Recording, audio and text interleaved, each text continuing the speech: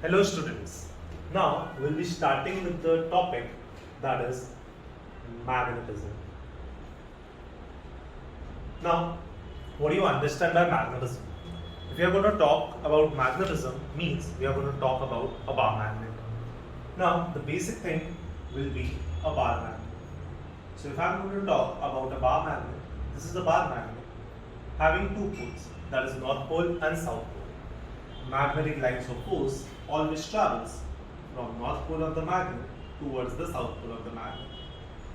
These two lines of force never intersect each other. Magnetic lines of force are crowded at the region where the magnetic field is strong, and they are far away from each other where the magnetic field is weak. Now, what exactly these magnetic lines of force are telling us? These are magnetic lines of force. Magnetic lines of force are telling us about the strength of the magnetic field. Magnetic field is called as magnetic induction, that is capital B bar. That is magnetic induction. Okay, so if I'm going to consider a bar magnet, magnetic lines of force travels from north pole towards the south pole. Two magnetic lines of force never intersect each other. Magnetic lines of force are crowded at the region where the magnetic field is strong and are far away from each other where the magnetic field is weak. Now let us understand magnet in a detailed manner. I'll be saying here we have a bar magnet. Now we are one pole, we are next pole. For example, this is north pole, this is south pole. The two poles of the magnet are not situated exactly at the ends of the magnet, but they are shifted a bit inside. Means the distance between two poles are different as compared to the total length of the magnet. A line passing from the center of the magnet is called as axis of the magnet. Let me say this center point is O. And a line drawn perpendicular to the axis is called as equator of the magnet. The total length of the magnet is called as geometrical length of the magnet, and the distance between the two poles of the magnet is called as magnetic length of the magnet. Okay, so magnetic length will always be less than the geometrical length. Now here, let me say the north pole is at a distance L from the center O and south pole is at a distance L from the center O. Means magnetic length will always be equal to 2L. So 2L is the magnetic length. So magnetic length is always 2L. Now how exactly to calculate how much is the magnetic length? Because these two poles are not visible, so you can't measure it directly. So, but you can directly measure the geometrical length, correct? Simply put a scale over it, you can measure the geometrical length. So the basic formula is magnetic length is equals to 5 by 6 into geometrical length.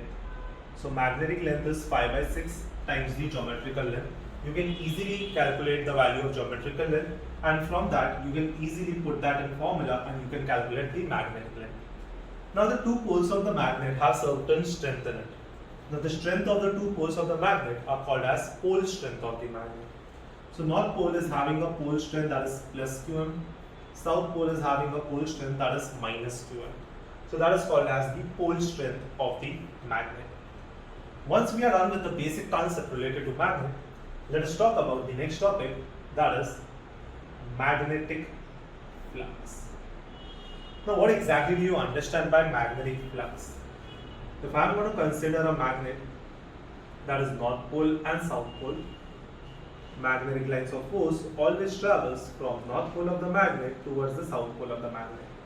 For example, if here I consider a very small area in contact with the magnetic field, let me call this area as A bar, and here magnetic field is capital B bar. The number of lines of force passing through a given area is called as magnetic flux. So magnetic flux is denoted by phi, where phi is equals to B bar dot A bar. Here we have a dot product.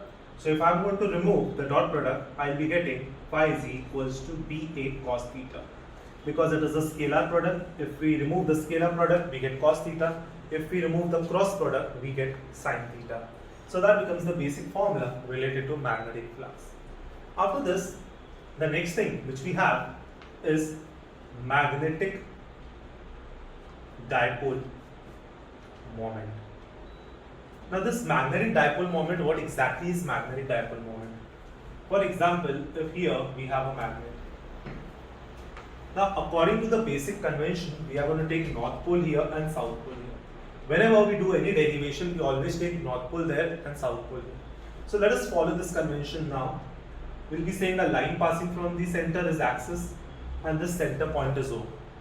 Now, magnetic dipole moment is always directed from south pole of the magnet towards the north pole of the magnet, and it is denoted by small m bar.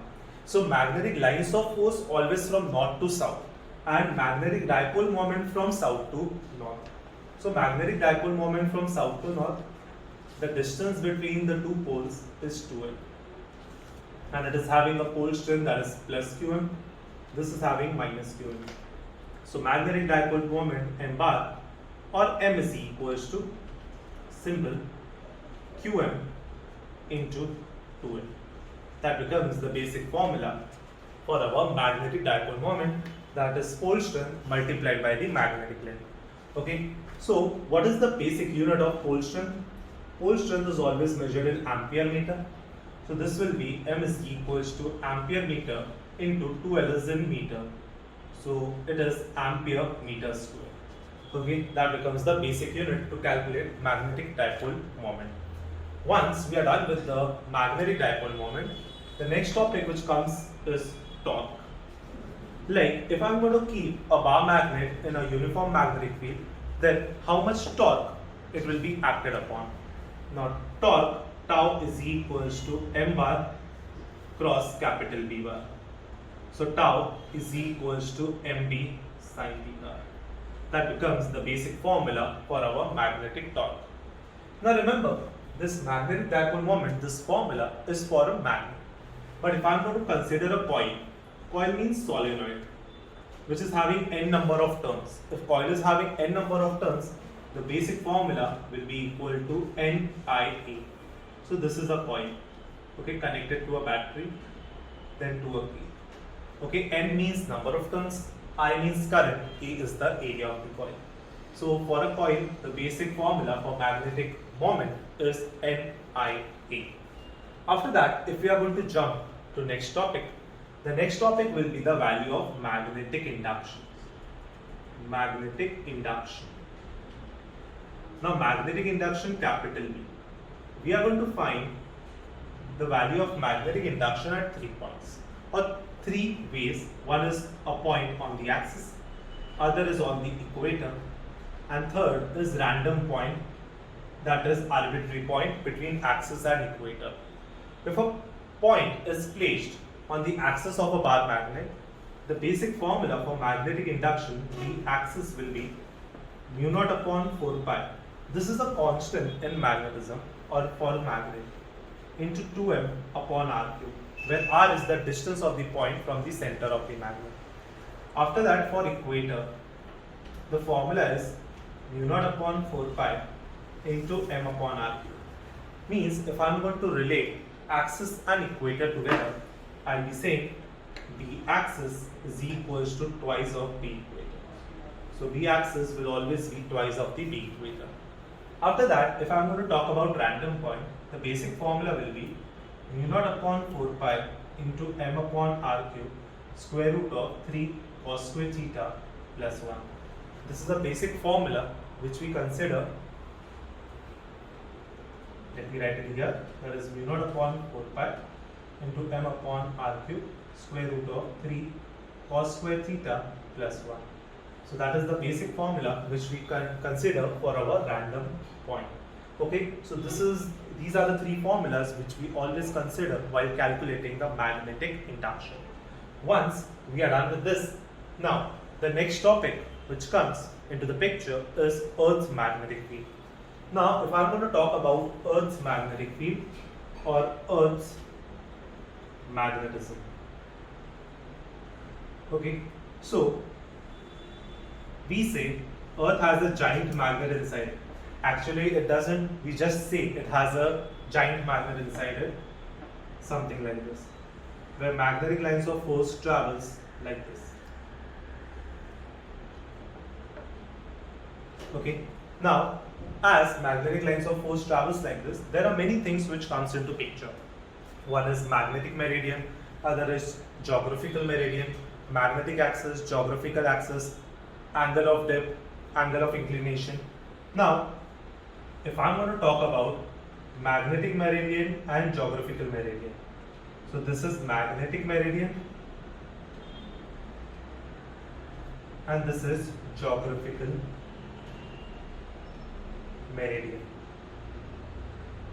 This angle between them, it is like an open book.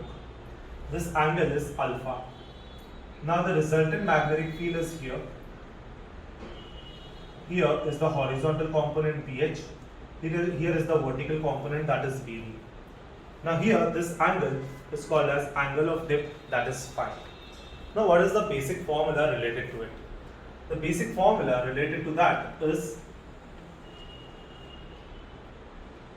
resultant magnetic field, that is capital B. Capital B will be equal to square root of BV square plus BS square, where BE is the vertical component of Earth's magnetic field, BH is the horizontal component. Now, if I want to calculate the angle of dip, if you are going to see here, this is the horizontal component, this is the resultant, that is B. Here was the vertical. I can also draw it here because it was forming a rectangle, so the opposite sides will be the same. Now this angle is phi. So if I am going to take tan phi will be equal to PV upon BH. That is vertical component of Earth's magnetic field divided by horizontal component of Earth's magnetic field. So that becomes the basic formula related to your Earth's magnetic field. Once we are done with Earth's magnetic field, the next concept which comes into consideration is Gauss law of magnetism. So the next concept is Gauss law of magnetism. Now what exactly Gauss law of magnetism tells us? Gauss law of magnetism tells us that the total magnetic induction over the entire area, that is B bar dot ds bar. So the integration of B bar dot ds bar, that is total magnetic induction over the entire area, is always equals to 0. Now this becomes the basic formula for Gauss law in magnetism. Now you are also going to study Gauss law in the topic named as electrostatics. In 11th standard electrostatics, you are going to get introduced by Gauss theorem. In 12th standard, you are going to learn the applications. Then further, you are going to compare between the Earth's magnetism or the Gauss law in magnetism and Gauss law in electrostatics. Okay, so Gauss law in magnetism is B bar dot ds bar is equal to 0, or the total integral, the closed integral of B bar dot ds bar is equal to 0. So that becomes the basic thing related to our Gauss law of magnetism. Now, here if you are going to see, these all are the basic formulas related to the entire chapter, that is magnetism, which you have in your 11th standard. Now, you are going to carry these all things to your 12th standard. Even in 12th standard, this will be the basic part of your magnetism. Further, you are also going to learn about magnetic materials. So 11th standard magnetism mostly deals with the derivations, and 12th standard deals with the magnetic materials. Now here, if I am talking about axis, equator and random point, okay, as I told you, these all are the basic formulas. Remember one thing, if we are going to consider a magnet, then moment will be Qm into 2L. But if we are going to consider a coil, the moment will be Ni. Okay, no matter in which formula you are putting it, it will be the same. So simply, if it is specified that it is a coil, simple, you have to substitute Nia. After that, if it is said that it is a magnet, M will be equal to Qm into 2L. So that becomes the basic thing. One more formula which comes, that is the force. Now, you don't have a derivation for force, but you should know the basic formulas because the numericals are based on the basic formula of force. Now, for example, if here I have a magnet, this is the north pole of the magnet, this is the south pole of the magnet. Here the force is acting in the forward direction, here the force is acting in the backward direction. So this is having a pole strength that is plus Qm, and this is having a pole strength that is minus of Qm.